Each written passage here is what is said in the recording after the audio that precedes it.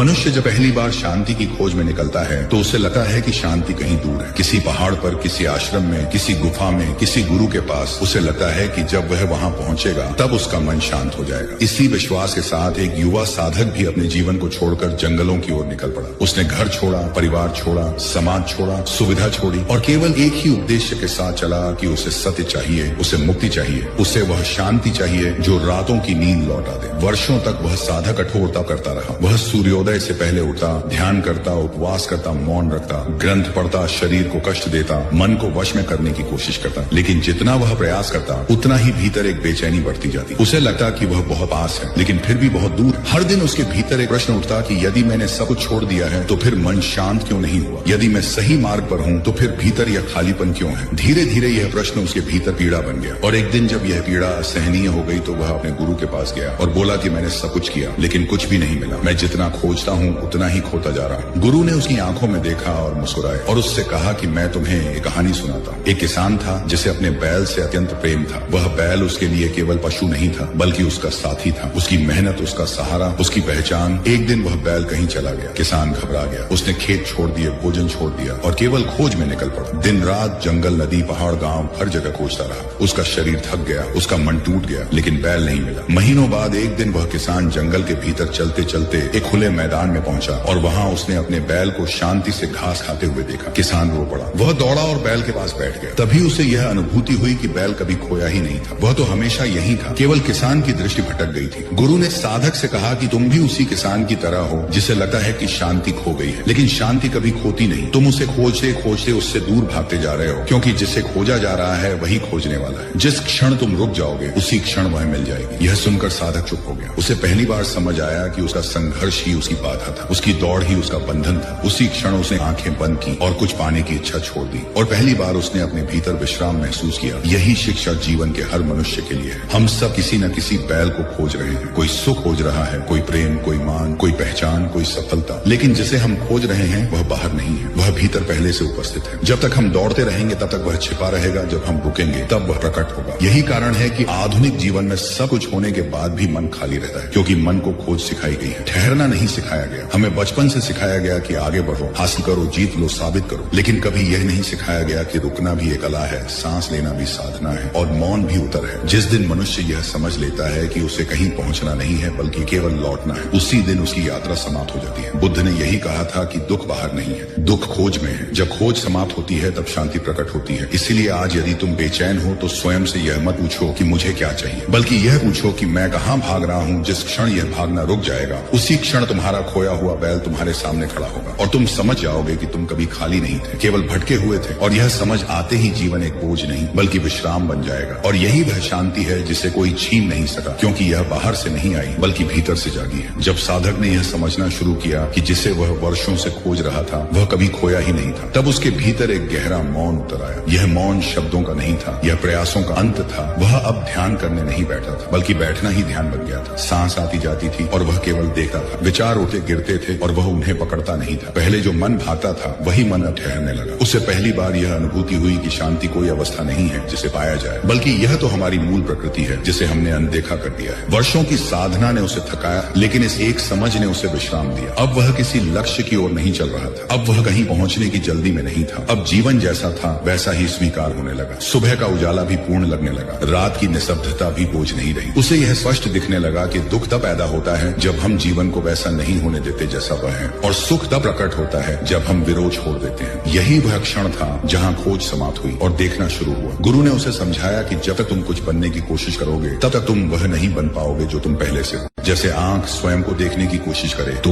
वह कभी नहीं देख पाएगी, वैसे ही मन स्वयं को पकड़ने की कोशिश करे तो वह थक जाएगा। इसलिए बुद्ध ने कहा कि जागरण कोई उपलब्धि नहीं है, यह तो केवल यह पहचान है कि तुम कभी सोए ही नहीं थे। साधक अब संसार में चलता फिरता था लेकिन भीतर स्थिर रहता था। पहले जो संसार उसे अशांत करता था वही संसार अब शिक्षक बन गया। हर शोर में उसे मौन दिखने लगा, हर असफलता में सीख, हर रुकावट में दिशा और हर सांस में घर लौटने का अनुभव। अब उसे यह भी समझ आया कि मनुष्य जितना बाहर खोजता है उतना ही भीतर से दूर होता जाता है और जितना भीतर उतरता है उतना ही संसार स्पष्ट हो जाता है। यही कारण है कि आज का मनुष्य सब कुछ पाकर भी खाली है, क्योंकि उसने बाहर बहुत जोड़ा लेकिन भीतर से जुड़ना भूल गया। इस कथा का संदेश यही है कि शांति कहीं आने वाली चीज नहीं है, यह इसी क्षण उपलब्ध है। बस दृष्टि बदलने की आवश्यकता है। जब तुम कुछ पाने की लालसा छोड़ दोगे तब तुम सब पालोगे, जब तुम रुक जाओगे तब तुम पहुंच जाओगे, और जब तुम स्वीकार कर लोगे तब दुख स्वयं विदा ले लेगा। यही वह सत्य है जिसे बुद्ध ने सरल शब्दों में कहा था और जिसे समझने में मनुष्य युगों लगा देता है। लेकिन जिस दिन ये समझ आ जाती है उसी दिन जीवन बोझ नहीं रहता बल्कि उत्सव बन जाता है, और वही उत्सव ही वास्तविक मुक्ति है। जब साधक के भीतर यह बोध स्थिर होने लगा कि शांति कोई लक्ष्य नहीं बल्कि उसकी स्वाभाविक अवस्था है, तब उस जीवन में एक नया आयाम खुलने लगा। पहले वह जिन परिस्थितियों से डरता था, अब वही परिस्थितियां उसे डराना छोड़ने लगी, क्योंकि उसने यह देख लिया था कि डर घटनाओं में नहीं बल्कि उनकी व्याख्या में जन्म लेता है। जब मन भविष्य में भटकता है तब चिंता पैदा होती है, जब अतीत में उलझता है तब पछतावा जन्म लेता है, और जब वर्तमान से दूर होता है तब दुख गहरा हो जाता है। साधक ने अब वर्तमान में टिकना सीख लिया था। बिना प्रयास, बिना नियंत्रण, बिना अपेक्षा वह चलता था, बोलता था, खाता था, सोता था, लेकिन भीतर कोई खिंचाव नहीं था। पहले जो जीवन एक बोझ जैसा लगता था वही जीवन अब सहज बहाव बन गया। उसे यह स्पष्ट दिखने लगा कि हम सब अपने भीतर एक निरंतर शोर लेकर चलते हैं और उसी शोर को शांत करने के लिए बाहर समाधान ढूंढते रहते हैं। कोई संबंधों में, कोई धन में, कोई मान सम्मान में, कोई आध्यात्म में, लेकिन समाधान कभी नहीं मिलता, क्योंकि समस्या का स्थान गलत पहचाना गया है। जैसे कोई व्यक्ति अपनी परछाई से भागे तो वह कभी आगे नहीं निकल सका, वैसे ही मनुष्य अपने ही मन से भाग रहा है। साधक ने यह भी जाना कि प्रयास की भी एक सीमा होती है। एक बिंदु ऐसा आता है जहाँ प्रयास छोड़ना ही अगला कदम होता है, क्योंकि अत्यधिक प्रयास भी अहंकार का ही रूप बन जाता है। यह मैं कर रहा हूँ, यह मैं पालूंगा, यही भावना साधना को भी बंधन बना देती है। उस दिन साधक ने पहली बार स्वयं को स्वीकार किया, अपनी कमजोरियों के साथ, अपनी अधूरी इच्छाओं के साथ, अपने डर और संदेह के साथ, और इसी स्वीकार ने उसे हल्का कर दिया। अब वह स्वयं से लड़ नहीं रहा था, अब वह स्वयं को सुधारने की दौड़ में नहीं था। अब वह जैसा है वैसा ही पर्याप्त लगने लगा, और यही पर्याप्त होना सबसे बड़ा चमत्कार था, क्योंकि जिस दिन मनुष्य स्वयं को पर्याप्त मान लेता है उसी दिन उसकी तुलना समाप्त हो जाती है, ईर्ष्या समाप्त हो जाती है, और भीतर एक शांति स्वतः उतर आती है। साधक अब लोगों के बीच रहता था, लेकिन उनसे कुछ चाहता नहीं था, इसलिए उनसे निराश भी नहीं होता था। उसने यह भी समझ लिया कि अपेक्षा ही दुख की जड़ है, और जहाँ अपेक्षा समाप्त होती है वहीं प्रेम जन्म लेता है। अब उसके संबंध बोझ नहीं थे, क्योंकि वे जरूरत पर आधारित नहीं थे, वे स्वतंत्र थे, और स्वतंत्रता में ही सच्चा प्रेम संभव होता है। यही कारण है कि उसकी उपस्थिति मात्र से लोगों को शांति का अनुभव होने लगा, बिना उपदेश, बिना शब्दों के, क्योंकि शांति बोली नहीं जाती, वह संचारित होती है। और यही वह स्थिति है जहाँ साधना समाप्त होकर जीवन बन जाती है, जहाँ ध्यान अलग क्रिया नहीं रहता बल्कि हर क्षण ध्यान बन जाता है। और यही वह बिंदु है जहाँ खोज पूरी तरह विलीन हो जाती है, क्योंकि अब खोजने वाला और जिसे खोजा जा रहा था दोनों एक हो चुके होते हैं। जब साधक इस बोध में पूरी तरह स्थिर हो गया कि जीवन को ठीक करने की कोई आवश्यकता नहीं है, तब उसके भीतर एक ऐसी शांति उतर आई जिसे शब्दों में बांधा नहीं जा सका। अब वह न तो स्वयं को आध्यात्मिक मानता था और न ही साधारण, वह केवल उपस्थित था, जैसे आकाश उपस्थित रहता है, बिना दावा, बिना प्रयास, बिना शर्त। उसके लिए सुख और दुख अब विरोधी नहीं रहे, बल्कि एक ही प्रवाह के दो किनारे बन गए, जिन्हें वह समान दृष्टि से देखता था। जब सुख आता तो वह उसमें नहीं डूबता, और जब दुख आता तो वह उससे भागता नहीं, क्योंकि उसने यह जान लिया था कि दोनों ही अस्थायी हैं, और जो अस्थायी है वह उसकी पहचान नहीं हो सका। अब उसके भीतर कोई जल्दी नहीं थी, कहीं पहुंचने की कोई लालसा नहीं थी, कोई भविष्य का स्वप्न नहीं था, और न ही अतीत का बोझ। वह इस क्षण में इतना गहराई से टिक गया था कि समय जैसे उसके चारों ओर धीमा पड़ गया था। साधक ने यह भी देखा कि मनुष्य का सबसे बड़ा भ्रम यह है कि उसे कुछ बनना है, जबकि सत्य यह है कि उसे कुछ छोड़ना है। जैसे जैसे उसने अपेक्षा, नियंत्रण और पहचान को छोड़ा, वैसे वैसे भीतर का मौन गहराता चला गया। यह मौन खाली नहीं था, यह जीवंत था। इसमें करुणा थी, स्पष्टता थी और सहज आनंद था। अब जब कोई व्यक्ति उसके पास आता तो उसे कोई समाधान नहीं मिलता था, बल्कि एक ठहराव मिलता था, क्योंकि वास्तविक समाधान शब्दों में नहीं बल्कि उपस्थिति में होता है। साधक समझ चुका था कि जीवन की सबसे बड़ी सेवा स्वयं शांत हो जाना है, क्योंकि शांत मन ही संसार में शांति फैला सकता है। अब उसे यह भी स्पष्ट दिखने लगा कि संसार को बदलने की आवश्यकता नहीं है, केवल देखने वाले की दृष्टि बदलनी होती है, और जैसे ही दृष्टि बदलती है संसार स्वयं बदल जाता है। यही वह क्षण था जहाँ साधक और मार्ग अलग नहीं रहे, साधना और जीवन अलग नहीं रहे, ध्यान और कर्म अलग नहीं रहे, सब कुछ एक सरल प्रवाह बन गया, और उसी प्रवाह में पूर्णता प्रकट हो गई, बिना किसी घोषणा, बिना किसी उपलब्धि के। यही वह मौन पूर्णता है जिसे बुद्ध ने निर्वाण कहा था। कोई स्थान नहीं, कोई स्थिति नहीं, बल्कि वह स्वाभाविक अवस्था जहाँ मनुष्य स्वयं के घर लौट आता है, और यही लौटना ही अंतिम सत्य है, यही शांति है, यही मुक्ति है, और यही वह अंत है जहाँ से वास्तव में जीवन शुरू होता है। जब साधक इस पूर्णता में जीने लगा तो उसने एक और सूक्ष्म सत्य को अनुभव किया कि शांति कोई निजी उपलब्धि नहीं होती। जैसे दीपक अकेले के लिए नहीं जलता, वैसे ही जागरण केवल अपने लिए नहीं होता। अब उसके भीतर करुणा स्वतः बहने लगी, किसी प्रयास प्रयास से नहीं, किसी नैतिक आदेश से नहीं, बल्कि स्वाभाविक रूप से जैसे फूल से सुगंध निकलती है। वह जहाँ जाता वहाँ लोग बिना कारण शांत होने लगे, क्योंकि उसकी उपस्थिति में कोई आग्रह नहीं था, कोई दबाव नहीं था, कोई अपेक्षा नहीं थी। वह किसी को बदलना नहीं चाहता था, इसलिए लोग स्वयं को बदलने की इच्छा महसूस करने लगे। उसने यह भी देखा कि संसार दुखी इसलिए नहीं है क्योंकि समस्याएं हैं, बल्कि इसलिए कि मनुष्य स्वयं से दूर हो गया है। हर व्यक्ति बाहर किसी सहारे की तलाश में, कोई व्यक्ति में, कोई विचार में, कोई विश्वास में, लेकिन सहारा कभी स्थायी नहीं होता, क्योंकि जो स्थायी है वह खोजा नहीं जाता, वह पहचाना जाता है। साधक अब किसी को उपदेश नहीं देता था, वह केवल सुनता था और उस सुनने में ही लोगों को उत्तर मिल जाता था। उसने यह जाना कि जब तुम पूर्ण हो जाते हो तब तुम्हें देने के लिए कुछ विशेष नहीं रहता, क्योंकि तुम स्वयं ही उत्तर बन जाते हो। अब उसके लिए जीवन और मृत्यु भी विरोधी नहीं रहे, क्योंकि उसने देख लिया था कि जो आता है वही जाता है और जो नहीं आता वही सत्य है। इस समझ ने उसे निर्भय बना दिया। अब उसके भीतर कोई प्रश्न शेष नहीं था, क्योंकि प्रश्न पूछने वाला ही विलीन हो चुका था। अब वह केवल जीवन को घटे हुए देखता था, बिना हस्तक्षेप, बिना प्रतिरोध, बिना भय, और इसी देखने में एक गहरी कृतज्ञता थी। सांस के लिए, आकाश के लिए, मौन के लिए, और उस रहस्य के लिए जिसे शब्द कभी पकड़ नहीं सके। यही वह अवस्था है जहाँ कहानी समाप्त नहीं होती, बल्कि सुनने वाला ही कहानी बन जाता है। और यही कारण है कि बुद्ध की शिक्षाएं पढ़ी नहीं जाती, जानी जाती हैं, क्योंकि वे मन से नहीं, अनुभव से खुलती हैं। और जब अनुभव खुलता है तब मन अपने आप शांत हो जाता है, और यही शांति अंतिम नहीं बल्कि आरंभ है। अब इस यात्रा को यही विश्राम दिया जाता है, क्योंकि जो कहा जाना था वह शब्दों से आगे जा चुका है। यदि इन शब्दों को सुनते हुए तुम्हारा मन थोड़ा भी शांत हुआ हो, यदि भीतर कहीं हल्का सा ठहराव महसूस हुआ हो, तो समझ लेना कि यह कहानी सफल रही, क्योंकि इसका उद्देश्य समझाना नहीं था, बल्कि याद दिलाना था कि तुम पहले से पूर्ण हो। जीवन को बदलने की आवश्यकता नहीं है, केवल देखने का ढंग बदलने की आवश्यकता है। और जब देखने का ढंग बदलता है तब वही जीवन जो बोझ लगता था वही जीवन वरदान बन जाता है। अब इस क्षण में बस अपनी सांस को महसूस करो, शरीर को ढीला छोड़ दो और मन को कहीं जाने की जरूरत नहीं है। यही होना ही पर्याप्त है। इसी मौन के साथ इस वीडियो को यहीं समाप्त होने दो। इस वीडियो की शिक्षा ये है कि शांति बाहर खोजने की वस्तु नहीं है, वह भीतर जागने की अवस्था है। जितना अधिक हम पाने की दौड़ में रहते हैं उतना ही स्वयं से दूर होते जाते हैं, और जिस दिन हम रुकना सीख लेते हैं उसी दिन जीवन हमें मिल जाता है। यदि यह वीडियो आपके मन को थोड़ा भी शांति दे पाया हो तो कृपया इसे लाइक करें, और ऐसे ही गहरे शांति देने वाले वीडियो के लिए चैनल को सब्सक्राइब करें। आपका एक छोटा सा सहयोग इस यात्रा को आगे बढ़ाने में बहुत मदद करता है। धन्यवाद और शांति नमो बुद्धाय।